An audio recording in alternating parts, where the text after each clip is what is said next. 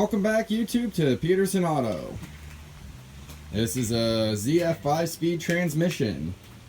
This one came out of a 96 or 97, so it's the lower gear ratio one. Because it's a diesel, I'm cool with that. I like the low ratios. The Powerstroke doesn't really go on the highway much, you know. So that being said, this is a vehicle that the low gearing will be fairly beneficial with the mountains and hills around here. Got this with all the other swap parts from a local junkyard here. I'd like to give the guy props, but he really only deals locally, so if you want his information, you're in the central PA area, message me or, you know, comment, and I'll see what I can do to, you know, get you his information and get you hooked up with him if you're looking for parts. Mounting gear down here. It looks like it broke off at one point in time. That clamp's obviously been there a while. Trust the guy who runs the junkyard with my life. And he says he drove this truck and beat the crap out of it to make sure everything works. And he didn't have a single issue. So, ZF5 speed transmission is the main thing you're going to need. I did make sure to get the transfer case shifter mounting bracket. All you need is the bracket on the trans there. You don't need the actual linkage. Transfer cases are all going to be pretty much the same. They'll all bolt right up. Depending on the weather, the time, and how much fun I feel like having, we may put a 205 behind this. Right now, no transfer case, so I can use the 4407 that is currently in the White Trash Millionaire or the 205. Inside the truck here, I have a manual transmission column. I don't need the whole column. All I need is that little cover on top, really, there. Little black cover. I may swap the whole column. May not. I don't know. He even provided the key with it, so, you know, pretty cool there. We'll figure that one out as we get to it. We also have flywheel and the clutch disc, along with the pressure plate here. You're obviously going to need those. I'd recommend a new clutch and flywheel and all that. I just want to get this thing running at this point in time. I'm going to put this in it. Might teach the woman how to drive stick, and then when she burns it up, I'll replace it. However, this one is in very, very good shape. It's all factory. It has the dual mass. I'd recommend converting the single mass. Again, you can do it with junkyard parts, and you know, another reason I'm doing it with junkyard parts is to show you how cheap this can be. I got $1,200 in the whole swap right now, all from the same junkyard. So, you know, the deals are out there. You can find them. I'd recommend, you know, doing what you can to find a good deal there. So, we do have the drive shaft right here. It's the front drive shaft. You'll need front and rear off of a truck with the same transfer case as you are using. So this one shouldn't be a problem. Should work fine. We'll find out in the long run. He's got tons of them. The rear one he didn't have in this truck at the time that would work. This was actually out of a regular cab, and mine's extended cab. So that being said, he said I'll measure it and he'll get me what he needs once I take a measurement. So right there is the front drive shaft, though. That is something you're going to need along with the rear, which I'll be getting at a later point in time. Once we get inside, I have some more parts laid out here. You will need the pedal assembly for the manual transmission. This one looks to be in very good shape. I already ordered new bushings for it, but I can keep some spares around. This big aluminum bracket's what the column mounts to. He threw it in. I don't think it's needed. He wasn't sure. So, starter should not be needed. He threw it in anyway. Free parts is free parts. You will also need your transmission cover plate. Once you remove your seats and you go ahead and you pull back the carpet, you'll see this underneath in the center of the transmission tunnel. There's little screws that go around it. Bolt and swap on that, very easy. When we get down here, the shifter boot, the clutch fork boot, and the shifter itself. So, shifter boot, clutch fork boot. Clutch fork boot goes into the bell housing, clutch fork slides through it. You'll see how all that goes together then. Here we have miscellaneous bolts in an ashtray. You don't need the ashtray, just the bolts. This is a heat shield, which if I recall goes on the back end of the slave cylinder here. So you don't need that, but it's nice. You'll need your slave and master cylinder. You can get them junkyard or buy them new. The only real problem is a little bit of rust here, but it's not bad at all, as you can see. So probably clean it up with the wire wheel, hit it with some Rust-Oleum, and call it a day.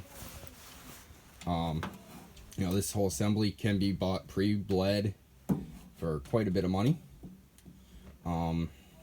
So you could go that route.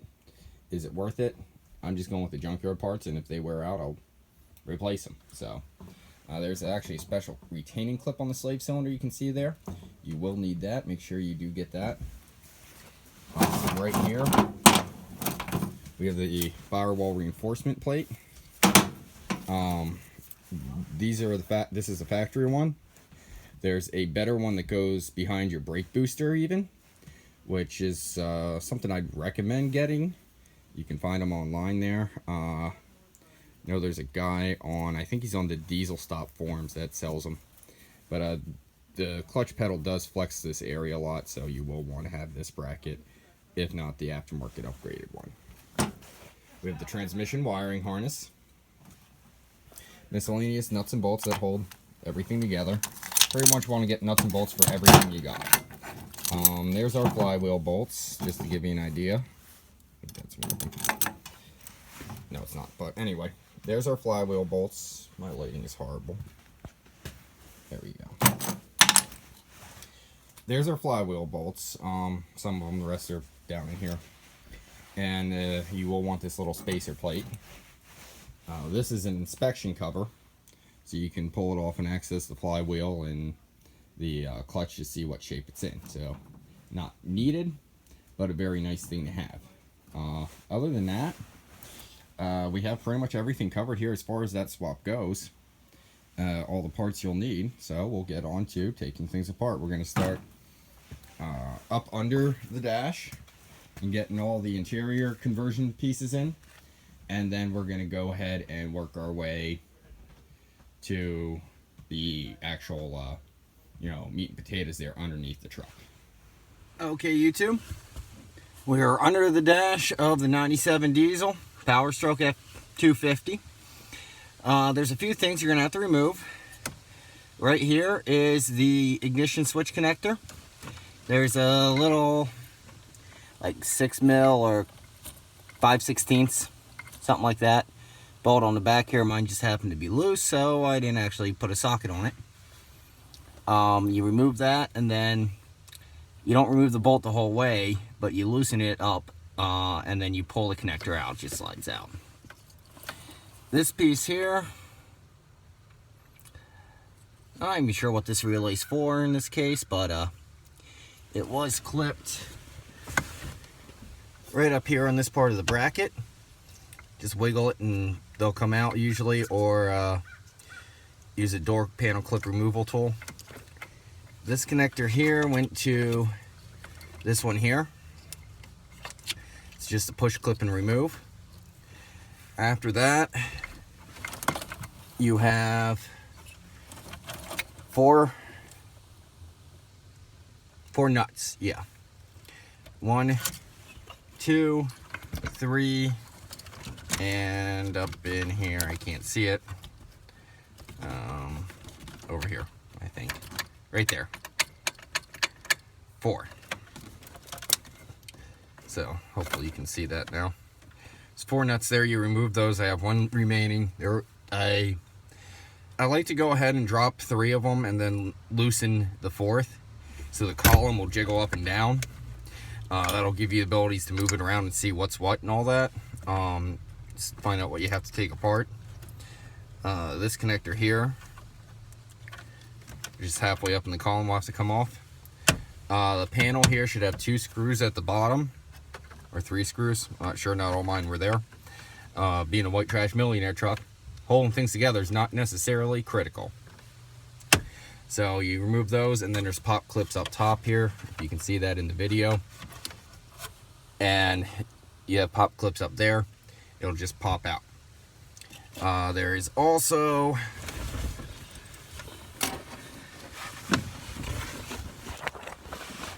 here we go. Back up in here. There you go. Right here. You need to remove, actually it's the other one's up here. But you can remove either of those two bolts. Just loosen them up. That's a pinch clamp type setup for your steering column. So that'll allow you to pull your column the rest of the way out there. So loosen up those bolts and that'll come out. This connector went somewhere too. Plugs up there. I can't see it offhand right now. But you will have to undo that also. This 5-speed swap's going to be a bit of a pain. I have wires, a couple wires, lots of wires, along with the boost gauge reference tube running up through the firewall there. Not sure how well you'll be able to see that, but yeah, they're up there. So we're going to get the column pulled the rest of the way out, show you what's needed to pull the pedal assembly as the next step, and keep going. Okay, YouTube, there are a couple things I did not mention previously. You have your shift indicator connector, which is up here on this. It's a little wire. Mine's kind of busted up and zip tied. Most of them are usually like that. But it's that little wire there.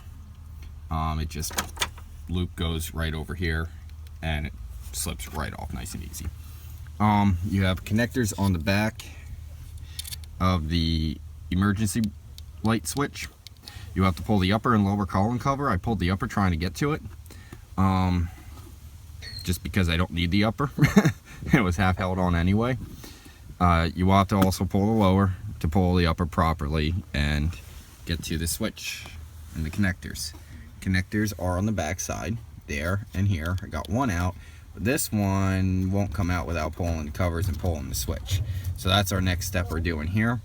The final thing is way back here, very upper top part of the bracket is where the shift cable connects, and that can just be popped off with a flathead screwdriver with a very minimal force. So that's the other thing you'll have to remember there.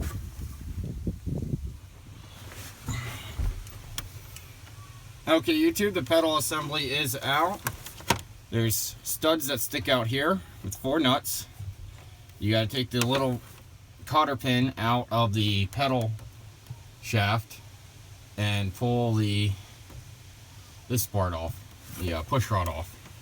And then there's on the top, there we go, back in here, there's 2 bolts that go up to there also. After you pull those, you go out to the front of the vehicle, you pull your brake booster out into the engine bay, and pull out your pedal assembly, and then put the new one in. You look over here on the other side, right there, you can see a bunch of wires going through it. That's where the clutch goes. So there's 2 nuts there. I pulled those 2 nuts too, so I can get underneath the hood and pry that plate out. But I'm gonna have to go ahead and make some room for some wires to go through another area of the firewall. We'll probably go through, and if you can see it in there, the steering shaft location, which is another good spot to use on these trucks. Okay, the pedal assembly is in. So we have our clutch pedal, which actually goes across the top and activates on the other side, and then our brake pedal. So brake light switch and miscellaneous washers are not hooked up yet. I just use that to help put it in. I'll explain that in a second, but you'll have to hook that up too, and then your pedal assembly's in, time to mount the clutch, master cylinder, etc. A couple things to remember here is where the pedal assembly goes up near this aluminum bracket, there's a wiring harness there. Be careful not to pinch anything. You could really mess up a lot of stuff if you pinch a wire in there. So, you know, make sure you don't pinch it. What I found was the easy way to install this is I got it in place, push the clutch pedal down, wedge something between it and the floor. to kind of lift it up to make the holes for the studs on the brake booster up here line up. After that, I went ahead and pushed the brake booster in place, and that took a couple tries. Started the nuts on there just enough that they weren't going to allow the booster to fall back into the engine bay, and then I attached the brake push rod so I could pull on the brake pedal to bring the booster in and line up the bracket at the same time while pushing up on my I used a wrench wedged below the clutch pedal. After I got everything lined up and loosely in place, I put the 2 top bolts in, which you may or may not see there, way up in there. Put those 2 top bolts in and tightened everything down. So that's how I did it. Hopefully it works just as well for you. Next step here is going to be to finish up the interior and get the master cylinder on. So we're going to go from there. Okay, YouTube. It's now the next day. We are holding back on the column because I want to get the clutch master cylinder in first. And due to the way the line routes for it, it's going to be a little bit challenging to not damage anything as an assembly with the transmission coming out. So I'm going to put that in after the transmission's in. However, you can see I removed the 4-wheel drive shifter boot. There's supposed to be 4 screws in those holes that go down into the floor. Usually those things are rusted completely solid and there's a bunch of junk in there. So this boot happened to be fairly loose. The only thing holding it on was where the rubber for the lower boot was attached. So I left the rubber in place with the remainder of the screws. And that's how we're going to work on, we're going to be working on that. We'll see how well it works and go from there. So, after that, take out your kick panels and at least one of your door sill plates. Because this truck is White Trash Millionaire, a lot of those screws are pretty well permanent, so there's not much holding them in, or they're just going to be rusted solid. The other side just lifted up, so kind of thankful for that. What we're going to do now is we're going to pull back the carpet and change out the trans tunnel cover that you can see over there. So I'm going to get carpet pulled back and show you where all these screws are and go from there. Okay, YouTube, after you have all these screws out, you can take the cover off.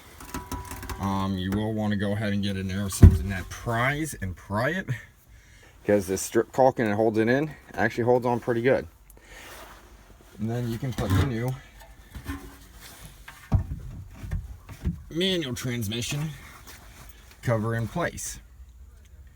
So not much difference, not much at all, really. The only thing is the shifter opening, so that's what you got to watch for.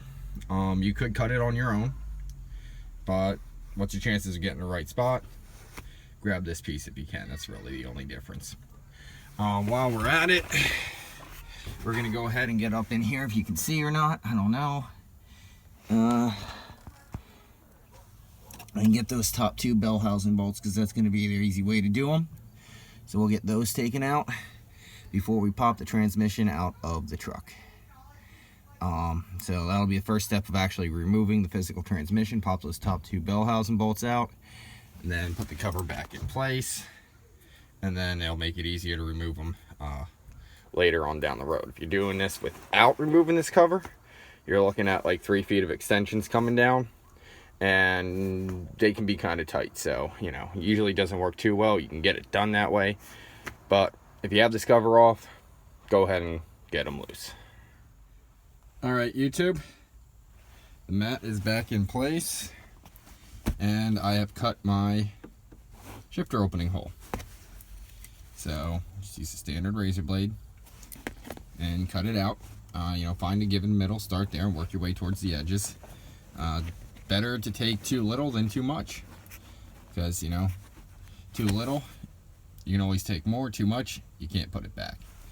So I just got it roughly cut here. I'm going to fine tune it more when I get the transmission and the bezel in, and go from there. But for now, at least allow me to get the part of the shifter up through without any clearance issues. So we got our shifter hole cut. Now we're on to pulling components on the bottom of the truck.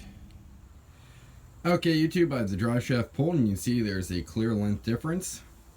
The longer shaft is obviously compressed some here, but that's not going to make any, you know, any account for. There's definitely a length difference. So that being said, that's why you need new drive shafts when you do this swap.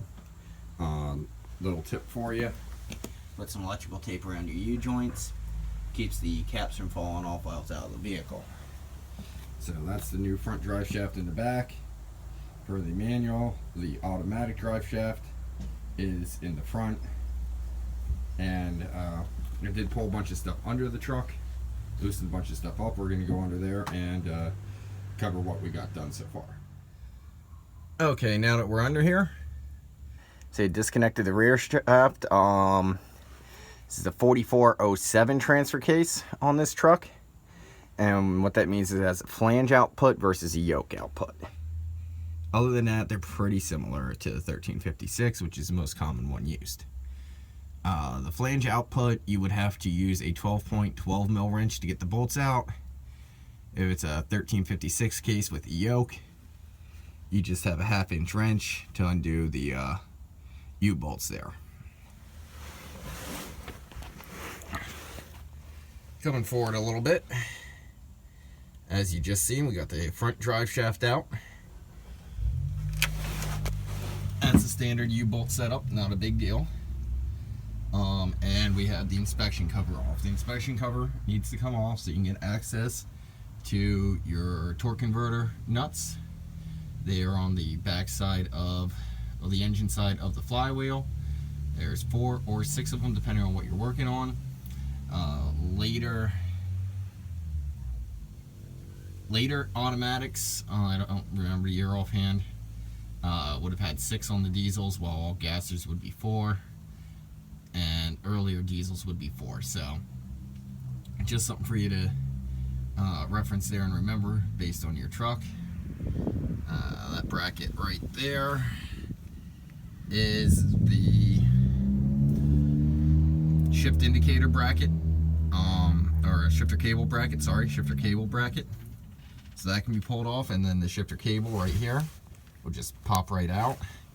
I waited to do that after the drive shafts are pulled, just to make sure I had it chalked in place really well. Now we get to another weird angle, and I'm not even sure how much you're going to see this. The glowing hole up there is where the 4-wheel drive shifter goes through, and there we go.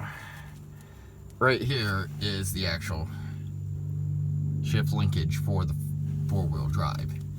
So that's going to come off. It can come off the trans before or after you pull it, but you do want to pull the shifter out. I went ahead and used an extension and just got at it from through the back side of the boot. Actually peeled up the boot, went in there, real nice and easy and simple. You have your cross member mounts there, and we may have to worry about these, I'm not sure yet, but it'll probably be easier taking the cross member out just to get the trans out anyway, so we'll probably just happen to do that. Other side, we have a bunch of wiring connections, which we won't go through in detail because when you're doing the swap, you're just removing it all. There are the Kohler lines. I happen to have an inline filter here. The Kohler lines, the other ones up there, will need to be taken out. The starter can stay in. The starters should be the same. That looks like my IDI starter though. There we go. That looks like my IDI starter. not like a normal Powerstroke starter. I've actually not paid much attention to the starter on this.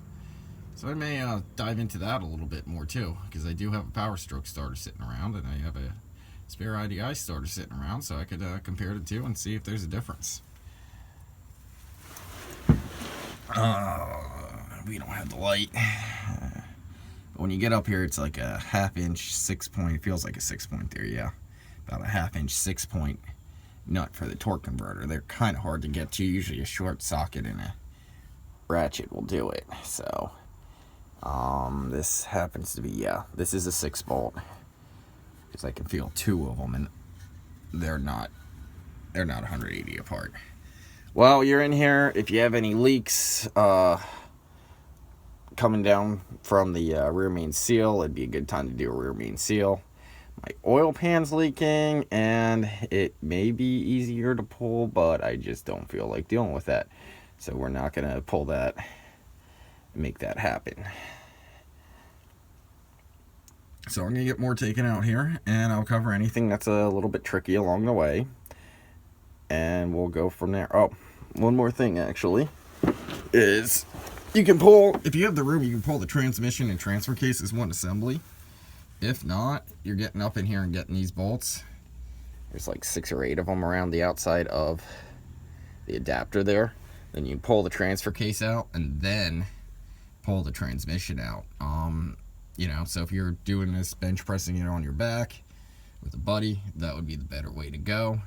If you got a nice shop with a, you know, high-tech fancy tranny jack and a lift, I'd probably pull it as one assembly just to make it easier. So I don't know which way I'm going to go on this yet, because I am doing it in the driveway on the ground. So, but we'll figure that out when that time comes. For now, I'm just going to keep getting things unbolted and undone.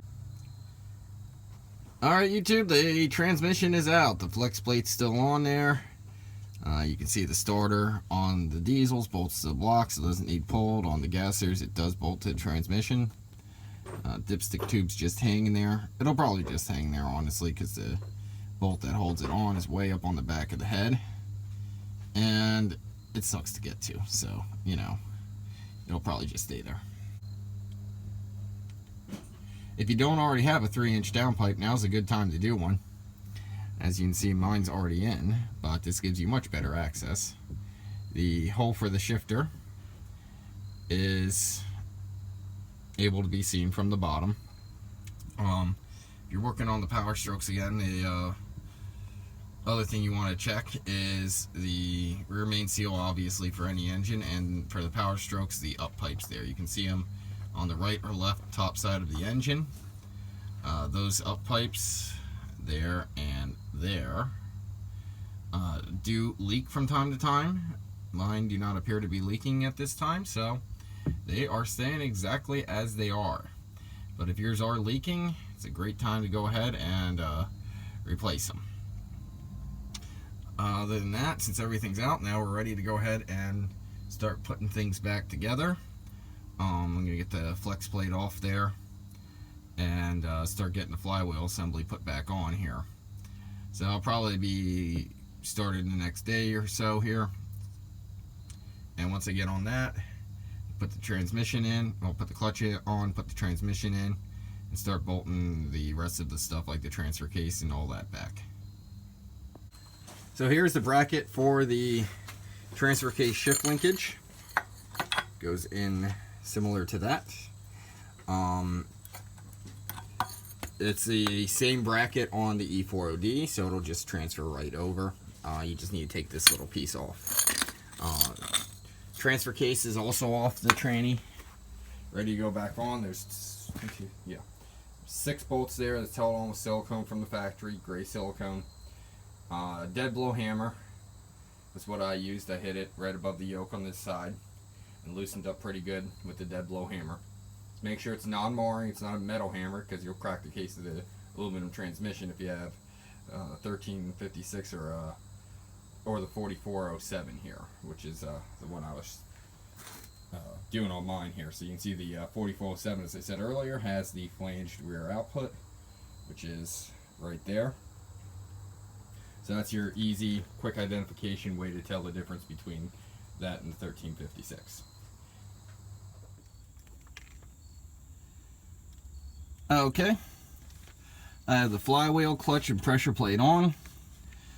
I covered that in the SE2 clutch install video on how to, put everything together.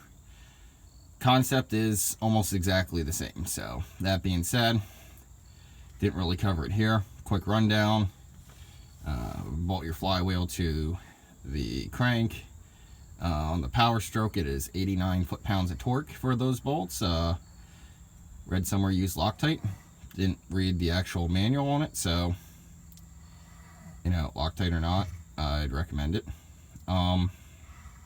Ignore Charlie sleeping in the background there. He worked third shift and came out here first thing this morning, so he's getting a little nap in. And then after that, you go ahead and put your pilot bearing in. Put your clutch alignment tool in your clutch disc. Install the clutch disc with the alignment tool going into the pilot bearing.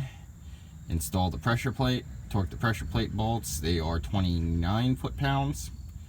And then it's time for the transmission. So next step is the transmission. I'm going to wake up Charlie here and we're going to debate if we're going to put it in as one assembly or transmission then transfer case.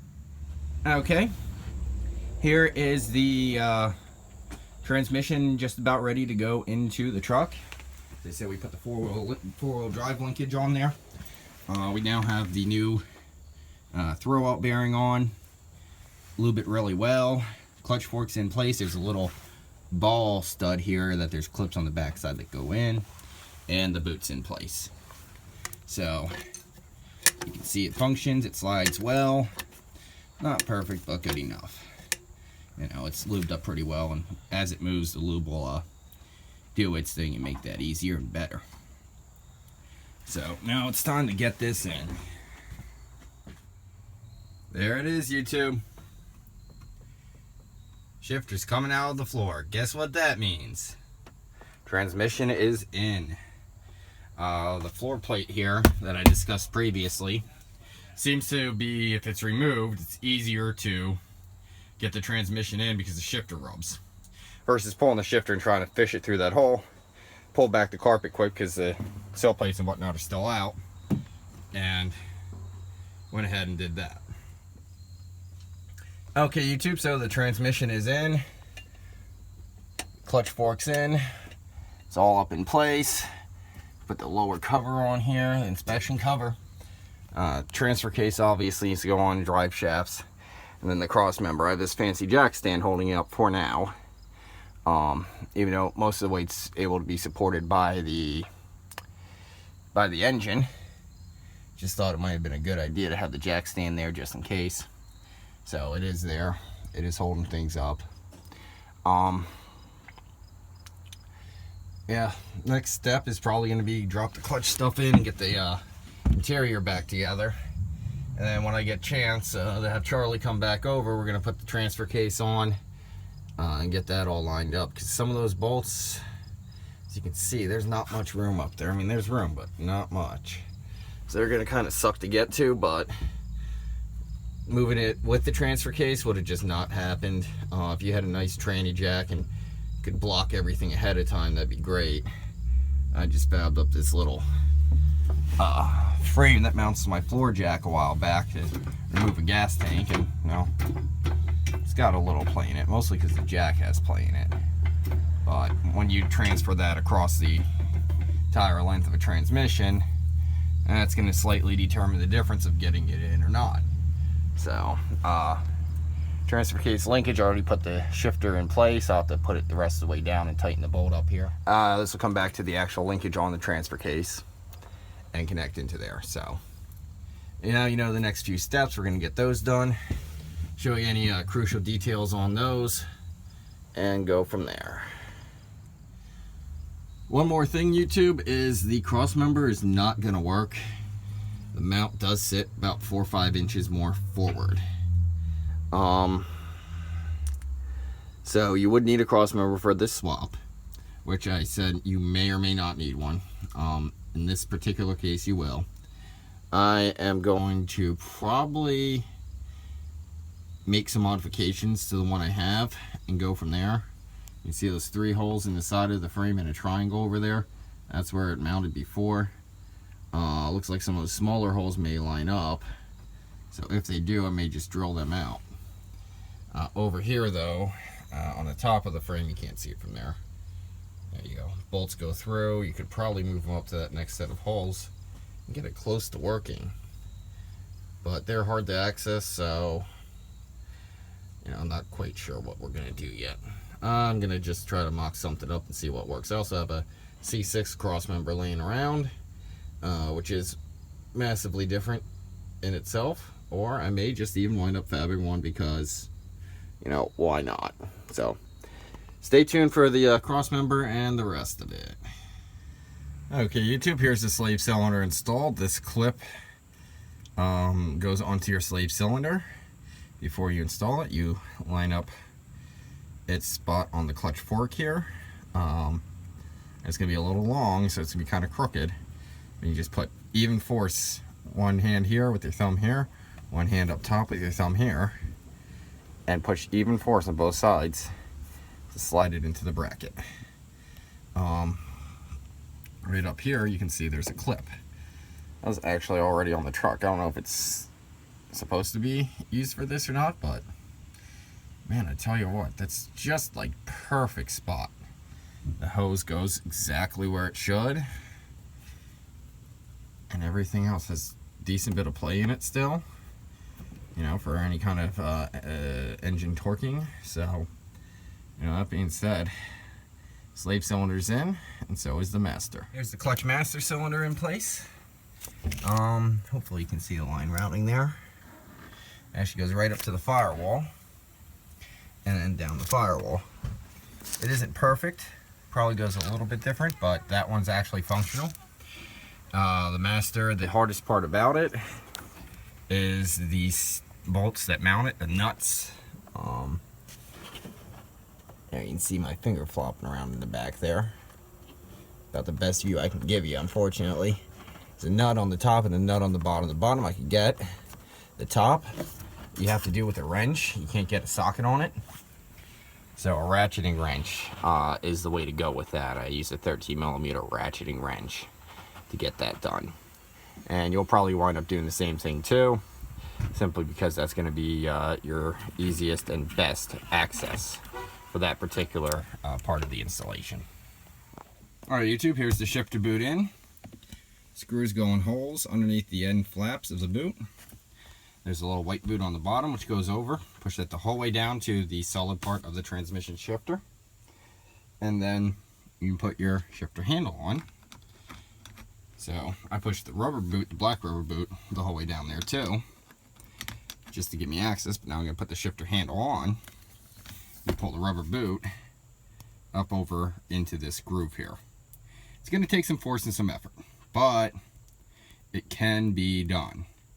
So that's the easiest way I found, and then you have 2 screws to go through here to hold it in. I have one, so we're going to put one in for now, and we'll find the other one down the road at some point, and I'll put that in. But for now, we're just going to get that in and move on to the next stage of this.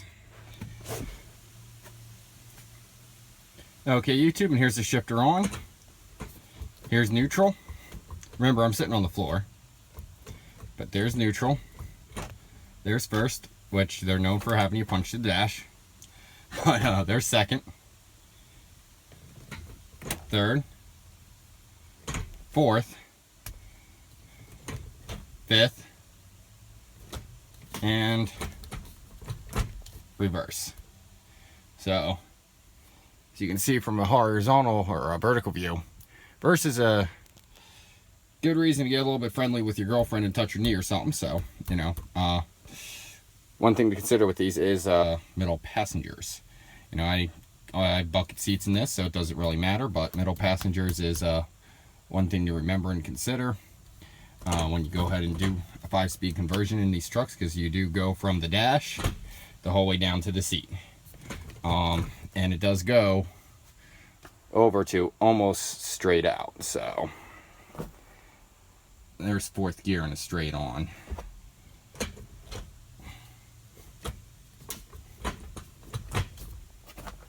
There you go, reverse in a straight on. Just to give you an idea of how much room these shifters do take up, because they do take up some room. But we got that done. Four-wheel drive shift knobs here somewhere. I'll have to find it. You just put that back on, but I need to wiggle that the rest of the way in and tighten it down too. So we'll get that taken care of. And I think the next step is going to be button back the dash and the kick panels. The column is going to go in the same way it came out. So we're going to go ahead and line this up, slide the column in, put our bolt back in, go ahead and connect any of the upper connectors here, go on the upper side of the column, put it in place, connect the lower connectors, and then put the rest of the trim panels on. Not going to show you the kick panels and the door sill plates, they're easy. So, you know, if you can't handle kick panels and door sill plates, you probably shouldn't take on this swap. You know, same thing with the dash panel down here. It's pretty easy to get apart. Putting the column back in, I will do a rough video on that, just because it is a little more involved and most people are afraid of columns. So I'm going to get on that now. Okay, YouTube, columns back together. Put the turn signal switch on the manual column. We have the plastic covers top and bottom, the tilt wheel switch. There's screws on the bottom of the column. The ignition switch is in back here. Gotta tighten that down. This relay is mounted back up. There's a little switch, a little connector in here. I'll show you right there. And that's your overdrive connector. I'm not gonna have that now, but I never use overdrive anyway, so it doesn't matter to me. If you do want overdrive and want to keep it, that's possible. You have to source a few more parts for the overdrive, including the factory manual switch. Doesn't bug me, don't need it, so I'm going without overdrive. You tighten up the U-joint bolt in the back here on the bottom, but before I do that, I'm going to go ahead and get the column up in place. The holes here slide up on these studs here, and then the other side here, there's two of them on each side, two on each side. So you just rotate the column, slide it up in place. The wiring I have draped over will be carefully rerouted. That you won't have to worry about unless your truck's like mine, has a bunch of you know, bullcrap extra wiring laying around that someone did. Really needs to be rerouted. So I'm trying to get that above the column. Hopefully that'll work out well for me. So we'll get this in, get those nuts in, and show you what else you need to do. Okay, YouTube, ignition switch is in. This connector is already discussed. We tightened up this bolt here, tightened up the 4 column bolts, 1, 2, 3, and 4 down here. So we have most of everything going back together now. A little bit extra wiring here and there for some of the aftermarket accessories on this truck, which we'll tuck up out of the way. Right there's a good spot. I'll get you a further back shot. Yeah, right there's a good spot. Couple things to cover here. Your tilt will still function like normal. However, over here, you have this new feature to release your key. If you go with a manual column, you need to, it's really annoying, push that out and pull the key. Most people wind up reaching over with their left hand to actually do this. Like I said, it's a real annoying feature. Put your rubber piece back in. But that's a new thing to get used to and learn. It does help you keep from removing the key at an inopportune time. So I guess it's a good thing. Ford put it there. I'm leaving it there. If it wears out, it wears out. I'm not going to be concerned about it. But yeah, it is what it is. Rest of the plastics I'm just going to slap together. We won't cover them. Like I said, they're easy to take off, and installation is just going to be the reverse. So I'm going to put the seat back in, and we'll have a completed interior. So we just need to get onto the underside of the vehicle here. Okay, YouTube, we have our transfer case back in. Front drive shaft, rear drive shaft. Rear drive shaft I had to do a lot of hunting and searching for. After 4 of them, I finally got the right one. So, you know, that's one of those things. Truck is driving, question mark. Yes, it's driving. Truly drivable, that's another thing, but it is driving. Had a brake line blowout on me. Well, rust out on me while I was sitting, unfortunately, so I had to replace that, and I need to replace a wheel cylinder because the bleeder is stuck. However, we have taken for a quick drive around the block, removed all the automatic stuff that remains, the auto shift cable and the Kohler lines there for the transmission.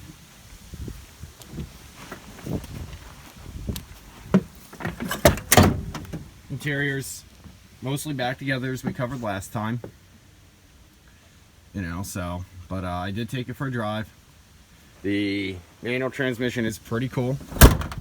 I like the ability to use your engine braking to slow you down. Out in the wind today, it is kind of windy. The engine braking helps slow you down and everything, makes it nice there. That's one thing I'm very happy about. And without the brake line, actually, I realized around town here I didn't really need the brakes, thankfully, because if not, this thing may have not made it back here. But you know, that's how to put a 5-speed in your 97 F250 F350 Powerstroke diesel. This particular one's an F250 with the Dana 60 front axle.